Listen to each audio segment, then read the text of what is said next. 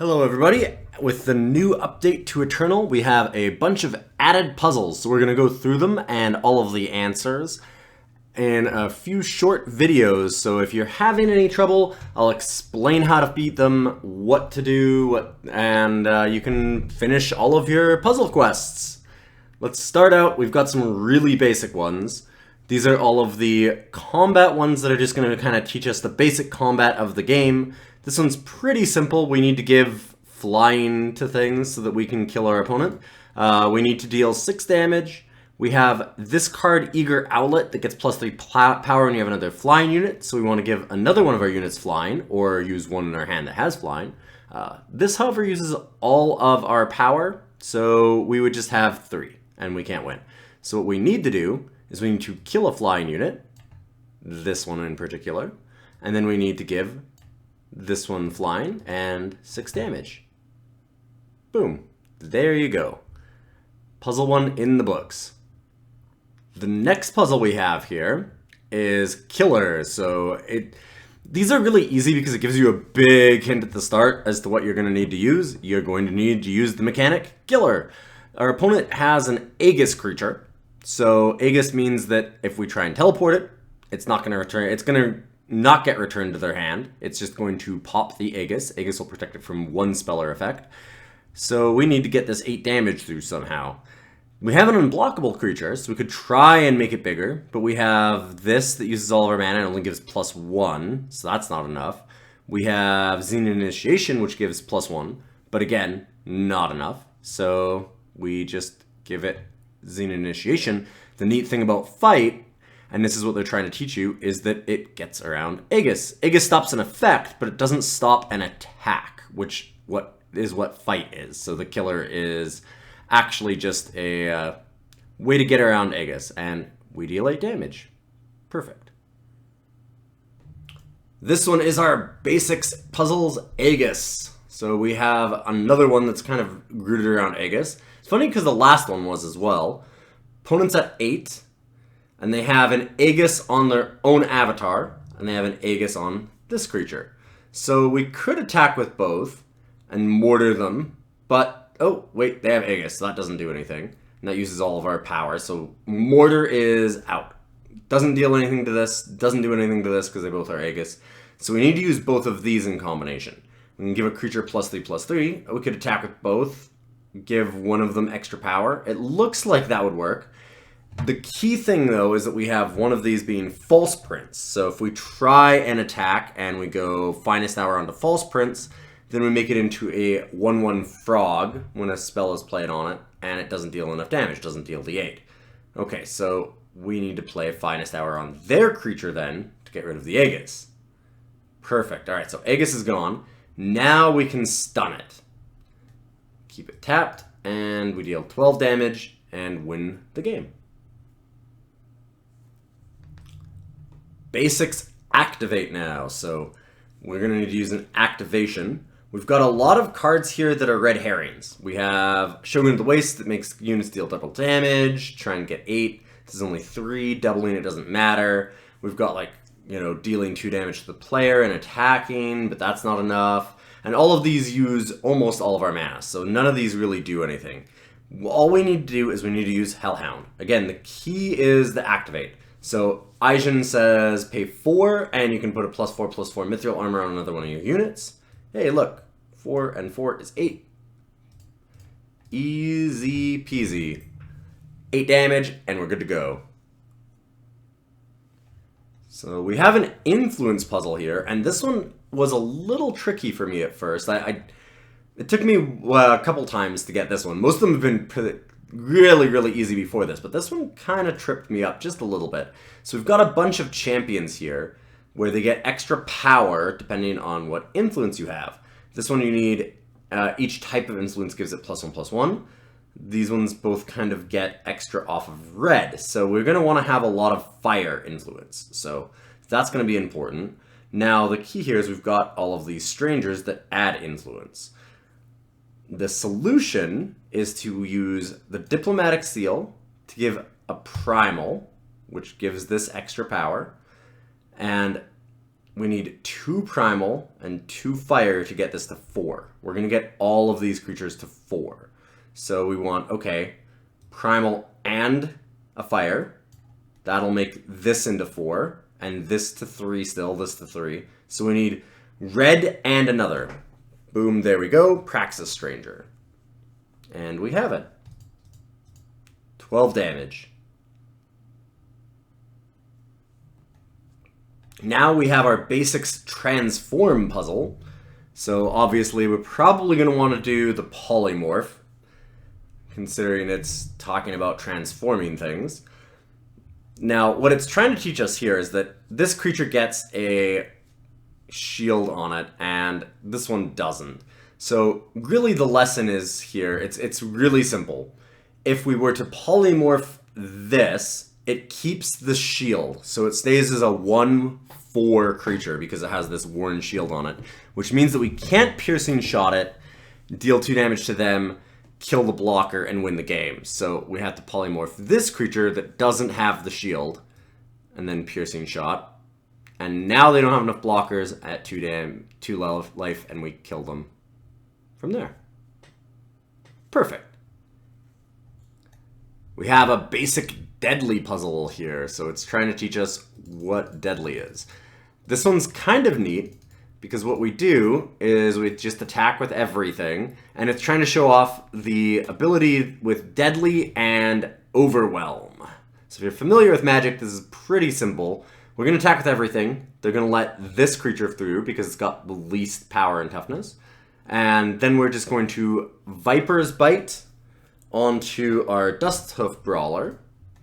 And that is going to allow it to deal only 1 damage to the Dune Phantom and 4 damage to our opponent. Because once it's deadly, it only needs to deal 1 damage to kill anything, and all the rest of it will overwhelm over onto our opponent's face and kill them. Easy peasy. This one is our Relics puzzle. So we're going to have to deal with an opponent's Relic. They have both a Sword of Icaria and a Xenon Obelisk that's making their creatures larger. We have this Argenport Instigator that deals damage when units die, and that's going to be important. So what we want to do here is we can't let our own Argenport Instigator die, because then we die, we're at 1. So we need to torch the Sword of Icaria. They're going to attack, and what's fun is that we get to block their 2/3 Bold Adventurer that's currently a 3/4, and then we're going to ruin Xenon Obelisk. This will deal us 0 damage, this will die, deal them 1, they no longer have any blockers, and our 3-power creature gets to kill them. This is the double damage puzzle next. So they're starting to get a little trickier. That Relics puzzle was a slight bit tougher. And here, we've got Twin Barrel to deal double damage. This is kind of a neat interaction. I didn't get it at first. Surprisingly enough, the double damage includes the Entomb. That's really important here. So we're going to Twin Barrel, attack with both. Our opponent will block our big creature. We're dealing 2. But wait, this doesn't die. Kill our own unit, deal 6 damage, 3 times 2 to our opponent. Now we have our basics armor puzzle. We're starting off with some ways to stun our opponent's creature and a weapon. And we have 8 power, so we can play both the Shield Bash and the Magma Javelin. We're not going to need the Reinforce. The 4 armor doesn't matter for us.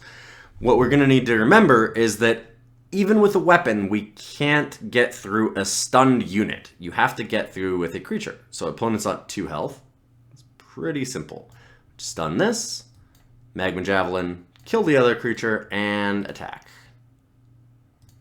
So very simple puzzle here, and we kill our opponent. On to the basics endurance puzzle. And our opponent is going to attack, and we have to live through the attack. So what are we going to do here to live through the attack? We have a lifesteal creature, and we also have a student. Well, sorry, the other way around. We have a mentor, and we're going to make it a student. So that's the important thing, is because if we give the Bright Mace Paladin the ability to be the student, sure, it'll become lifesteal, but it'll also be exhausted. But because it has endurance, it will unexhaust during our opponent's turn and allow us to block for just enough to live. So we'll pass, block 2 creatures, take 4 damage, but gain back 2 life.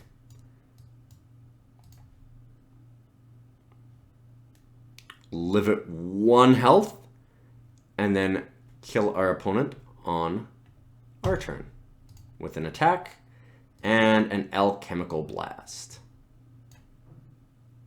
Easy. We have another survive the enemy onslaught here because we have our basics ambush puzzle. So our opponent is attacking us, and we have to survive and then win. We have both a Dune Phantom and a Desert Marshal. Opponent's at 1. So the important thing here is that we're going to need to be able to attack back and win next turn. It's not just about living, it's about actually killing them afterwards. So what's really important is that we keep Desert Marshal alive. So what we're going to do, use the Dune Phantom to block the 4/3, and we need to silence this Direwood Beastcaller because it's going to give our opponent 2 5/5 beasts, which would allow them to block. Can't have that. They can gain the 1 life because this deals 2. We block here, take 1, 2, 3, 4 damage, and win on the backswing. Just like that. Now we have a basics echo puzzle. We're almost finished all of our basics. This one is a very fun one, though. I like this one. This uses a few interactions together with some cool cards to kind of get us all the way there. So this puzzle is all about drawing enough to get Cult Aspirant to 5 so that we can kill this. So every time we gain life, this is going to get +1/+1. Now, the way to do this is to kind of cheat the card draw with Find the Way's Echo. So we have Amaran Camel that whenever we draw a card, we gain life. That's going to be important. And now we want to use Find the Way, and it says draw a sigil of your choice. So that's going to be 1 draw. Perfect. Get our Cult Aspirant a little larger. Now we have one that's in our void. Because we have one in our void, we can excavate it. So we get to put a card from our void on top of our deck and gain some life. So we get it to 3. And this is where it's kind of fun because we're only drawing 1 card, except for Echo allows us to get 2, which is going to give us just enough to get us from 3 to 5 and kill our opponent. Because technically we're drawing 2 cards. So fun little interaction with Echo and card draw, and get to kill our opponent. We have our final basics puzzle, and then we're going to get into some tougher ones. This one is our summon puzzle. So we're sitting here with our opponent at 8 life, and we get a mitt full of cards. This is another one that was kind of cool. These last couple start getting a little bit trickier. So we need to deal them 8 damage this turn. We can make it so that they have to block these 2. Okay, so they block those, attack with this. So it's going to be important that we have the overwhelm. We can kind of already see that. Now, we have High Branch Sentry that gets extra as a student, but doesn't have overwhelm, so they're just going to be able to block here. And we have this Minotaur Oathkeeper, which when we attack with exactly 1 unit, it gets +1/+1. You might think that then we can try and get this all the way up to 9, which we kind of can. And what we're going to do here is we have to attack with other things as well to get them to block. So the Minotaur Oathkeeper is a little bit of a red herring here. Now, we're going to go Crownwatch Cavalry and make our Horned Vorlunk larger. And then we're going to unlock potential on it and return our own Crownwatch Cavalry. Because every time that it comes into play, it gives another unit power and toughness equal to its own, and we get this all the way up to 9. They have to block the other 2 creatures, which means that the overwhelm deals the 8 damage, and we win the game. Just like that. 1 on each, and 8. So that's it for our basics puzzles, and we're going to move on to our tougher ones. We've got battle skills next. So stick around, we're going to do a second video, and we're going to do battle skills, deadly, Aegis, and all the way through.